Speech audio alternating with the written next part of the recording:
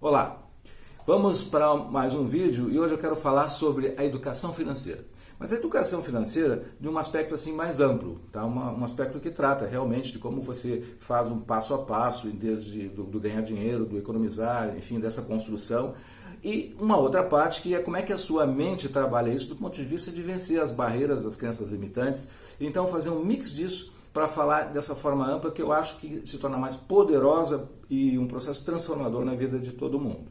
Bem, mas antes disso, eu sou Carlos Sampaio, sou Master Coach, consultor, educador financeiro e especialista em finanças, para aqueles que não me conhecem. Convido também a todos para conhecer mais no YouTube, no Telegram, que me acompanha no Telegram, conhecer lá o Instagram, que eu coloco muitas notícias e coisas mais curtinhas para permitir assim um acesso um pouquinho diferente. E também ainda o blog e a página no Facebook Sampaio Sucesso Financeiro. Também o meu curso Finanças Pessoais, que trata com metodologia o processo de educação desde o início até o finalzinho, tá? Ok? Então, tá tudo aí, link na descrição desse vídeo aqui.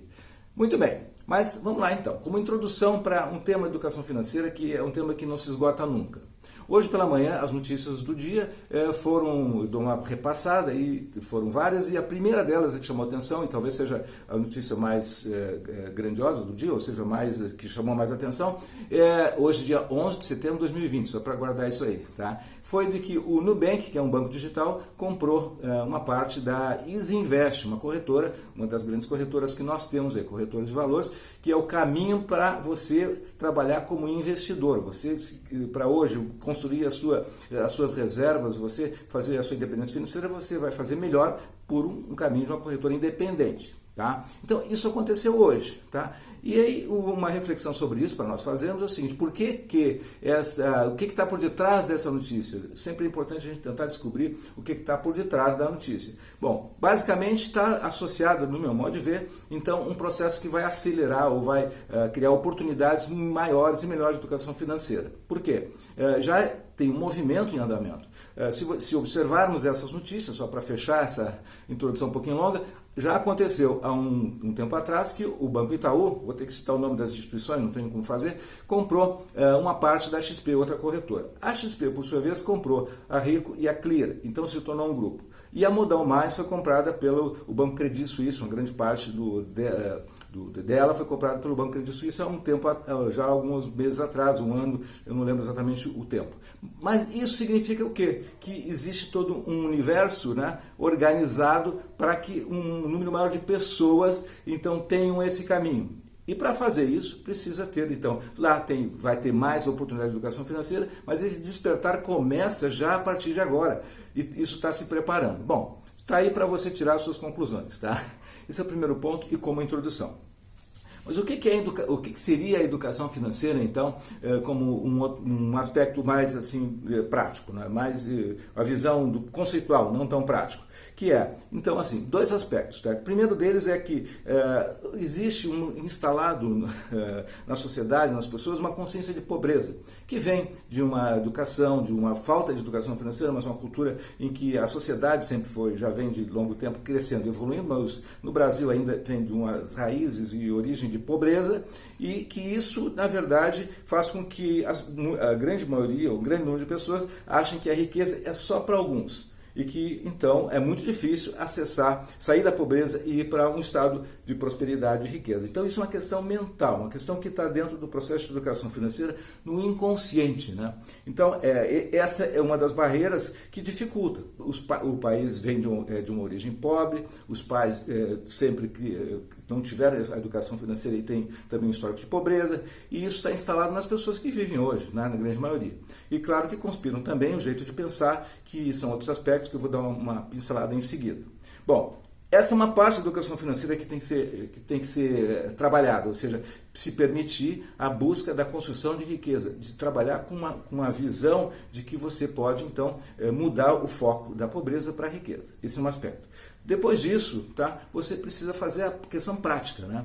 E aí fazer significa isso mesmo, você tem que começar a ver o caminho, porque não é ensinado na escola, e você vai ter que então fazer algo para isso, vai ter que estudar, vai ter que ler livros, vai ter que praticar, fazer cursos, né? E praticar. O que em termos práticos é isso? Bom, você vai ver a cartilha Uma cartilha tradicional de educação financeira é o ganhar dinheiro, como é que se ganha, como é que eu faço para ganhar. Essa parte todo mundo de alguma forma se arranja, ou pouco, ou médio, ou muito se arranja. Depois começam as complicações por conta dessa outra fase anterior que eu falei, das crenças. Então tem aí o hábito de gastar certinho, de comprar sem fazer dívida, aquelas coisas todas, de poupar, de investir. Então isso é um caminho. Então essa é a educação financeira que precisa ser montada. Como é que está essa sua organização. Então isso é educação financeira. Um ponto. Outro ponto, tá? Para destacar em termos de evolução. Em termos de evolução da consciência das pessoas, existem ciclos de evolução. Então, vou fazer uma correlação com tudo isso que eu falei, não é isolado isso aqui não. Então, por exemplo, um ser humano, até os 7 anos ele é uma fase, dos 7 aos 14 é a pré-adolescência, dos 7 a 21 ele conclui a fase, então, a fase inicial de preparo para a vida. Aos 21 é um adulto.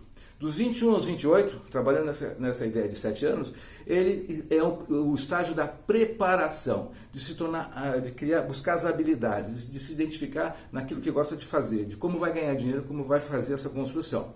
Bom, dos 28 em diante, e aí teria mais 3 ciclos, tá? Vamos colocar mais 21 anos, é a fase de enriquecimento. Tá? Claro que pode ser um pouco antes, pode ser depois, mas tradicionalmente existe uma ideia assim meia que acadêmica, entre aspas, né, porque isso não é nada acadêmico, que seria dessa forma. Então é bom ter consciência disso para se adequar no que for possível.